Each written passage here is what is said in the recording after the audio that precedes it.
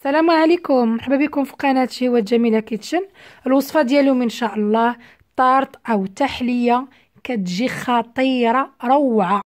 ندوزو ان شاء الله باش نشوفوا الطريقه والمقادير. فرجه ممتعه والى المقادير ان شاء الله.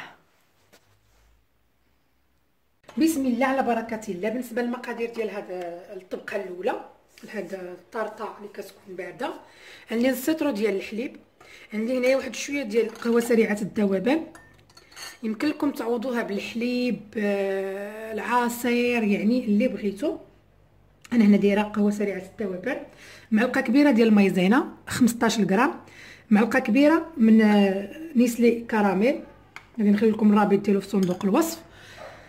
عندي 15 حبه بالضبط ديال الشكلاط الابيض. عندي صابلي، انا خديت هنا بالنكهه ديال الكوك، يمكن لكم تاخذوا اي نكهه بغيتو. انا هنا عندي جوج باكيات، غادي نشوف شحال غيهز ليا المول ديالي. عندي فلون ديال الكراميل اللي كيكون 2.5 غرام. اول حاجه غادي نديرها، غادي ناخذ المول. انا خديت هذا، خصني ضروري ما نعبرو لكم باش تشوفوا المقادير اللي هز ليا انايا. هذا المول فيه 21، فيه 21 على 14، يعني 21 على 14. انا المول اللي غادي ندير، غادي ناخذ هذاك البسكوي، غادي ندوزو في هذه القهوه. كما قلت لكم يمكن لكم القهوه تعوضوها باش اي عصير بغيتو نتوما. غادي نفزقها وغادي نديرها كطبقه اولى في هاد الطارطه هذه. اللي عندها الجينواز يعني ديجا شايطه في الكونجيلاتور بحال اللي كندير، تجبدها ديرها كطبقه اولى، تسقيها باش ما بغات اي سيرو كتفضلو، وتتبع لي زيتاب اللي غادي ندير. المهم انا غادي نكمل هذا الكاطو هذا. هو خصو يجي يعني داك الكاطو شارب باش كتجيني سميتها ديالتي زوينه. انا هنايا غادي ضروري غادي ناخذ واحد الموس وغادي نقطعهم باش غادي نغطي هذاك سميتو ديال يعني القعر ديال هذا الطبسيل كامل. صافي انا كملت هذا البيسكو. غادي ندخل هذا المول للكونجيلاتور على ما نوجد الوصفه ديالي. غادي ناخذ هذاك الحليب، غادي نضيف عليه مايزينا. انا هنايا كتلاحظوا ما درتش السكر، الكراميل حلو، الشكلاط حلو، ما غنديرش هذا، ما غنديرش كاع فيها السكر في الطبقه الاولى.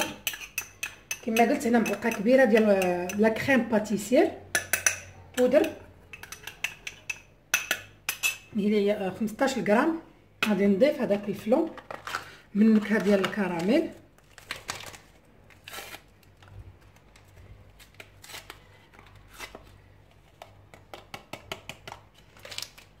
غادي نحرك هذا الشيء هذا مزيان، وغادي نديرو فوق البوطه غير يقرب يسقى ليا، وغادي نرمي عليه الشكلاط. الخليط ديالي كيقرب يعقد ليا. هنايا كنضيف هذاك الشكلاط وكنحرك حتى كندوبو مزيان، وغادي نضيف معلقه تكون ها نتوما بومبي ديال نيسلي كراميل. صافي غادي نحرك هذا الشيء مزيان، غير نحس به كيتقلي واحد شويه، وغادي نطفيه وغادي نكبو فوق الطبقه ديال البسكوي. ها نتوما هو الخليط ديالي ولا كيعقد. صافي غادي نطفيه وغادي نضيفو على الطبقه الاولى ديال البسكوي. صافي هو هذا الخليط ديالي واجد. غادي نخلط مزيان وغادي نكبو على البسكوي.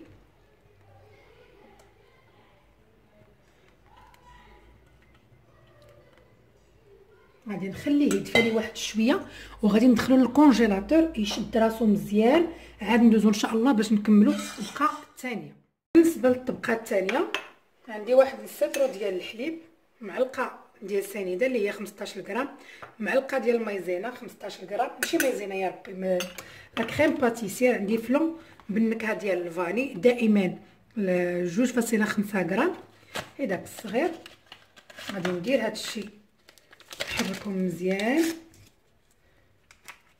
وغادي نمكه بواحد الياغورت بالنكهه ديال الفاني، غير داك الصغيور. بالنسبه للغرامات والله ما عرفت شحال فيه 60 غرام. المهم انا هادشي هذا غادي نخلطو مزيان، يمكن لكم تكتفيو غير بطبقه وحده. انا هنا غادي ندير 2 طبقات، غنخلط هادشي هذا مزيان وغادي نديرهم فوق البوطه حتى يعقد. الخليط ديالي ها هو راه مازال ما عقد ليا مزيان. غادي نضيف ليه واحد شويه من النكهه ديال الفاني. تقدروا ديروا بودر، تقدروا ديروا هذاك الساشي، تقدروا ديروا الليكيد اللي يعجبكم. صافي غادي نحرك وغادي نخليها تعقد لي واحد شويه باش نزيد عليها هذاك الياغورت بالنكهه ديال الفاني. صافي هي كتقرب تقال ليا الخليط ديالي. غادي نضيف ليه دابا هذاك الياغورت بالنكهه ديال الفاني. صافي ضفت داك الياغورت بالنكهه ديال الفاني، غادي نخليه تطلع فيه الغليه وغادي نطفيه دائما مع التحراك من الجوانب باش ما يتحرقش الخليط. ها نتوما اللي راه غتطلع فيه الغليه مزيان وغادي نطفيه. ها يعني ملي كيدير دوك البويقات يعني راه كيعقد. اصلا فيه المايزه، فيه لا كريم باتيسير، فيها الفلون، راه غادي يجمد ليا هذا كطبقه ثانيه.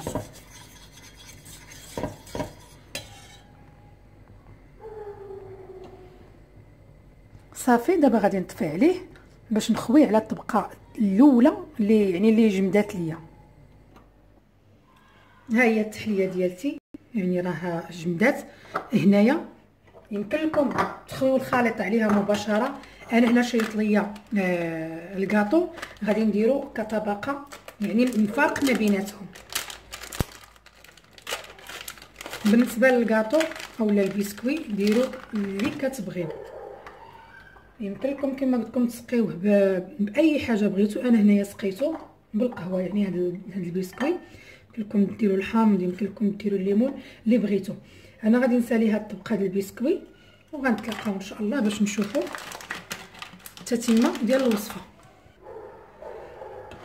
استفت هذاك البسكوي اللي عندي. دابا غادي ناخذ هذيك الكريمه اللي وجدنا صافي وغادي نخويها على هاد البسكوي ديالي من الفوق وغادي ندخلها للكونجيلاتور. يعني غنخليها حتى تدفى من طبيعه الحال، عاد ندخلها باش تجمد وتشد ليا راسها وباش نقدموها ونزوقوها بالصحه والراحه.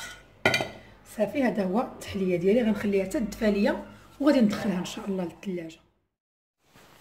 التحليه ديالتي ها هي واجده. هي كل ما خدات لي حقها في البروده كل ما كتجيني شاده وعاقده. انا درتها في العشيه وتلغت ليه في الصباح عاد زوقتها.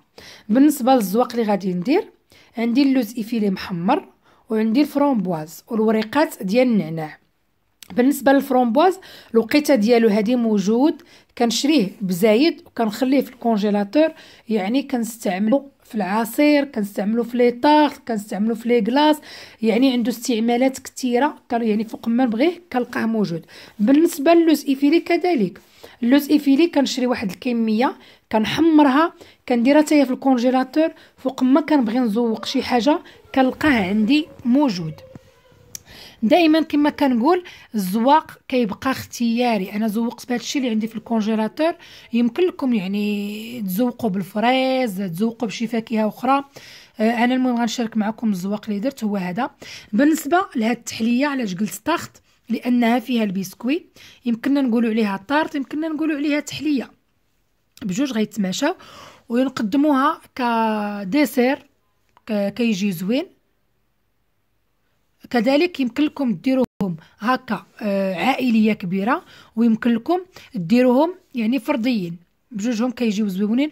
وإلا درتوهم فرديين غادي يجيو احلى وحسن، يعني غادي يكونوا مفينين مزيان. صافي انا غادي نسالي ان شاء الله التزيين ديال هاد التحليه ديالي اولا هاد الطارطه وندوزو نشوفوا كي كتجي من الداخل ان شاء الله. هذا الشكل النهائي ديال التحليه اولا ديال لاطارت. ها نتوما كتجي دوك اللوينات، يعني امتزاج الالوان، كتجي رائعه كما كنقولوا العين كتاكل قبل. نشوفوا كي كتجي من الداخل. هذه هي التحليه ديالي ولا لا طاخت كما قلت. هانتوما كي كتجيو كيجي القوام ديالها واقف، كتجي شاده. يمكننا نديروها كتحليه للسحور ان شاء الله، علاش لا. كتجي رائعه. كنتمنى ان شاء الله من الفيديو ديال اليوم من الاعجاب ديالكم. في امان الله.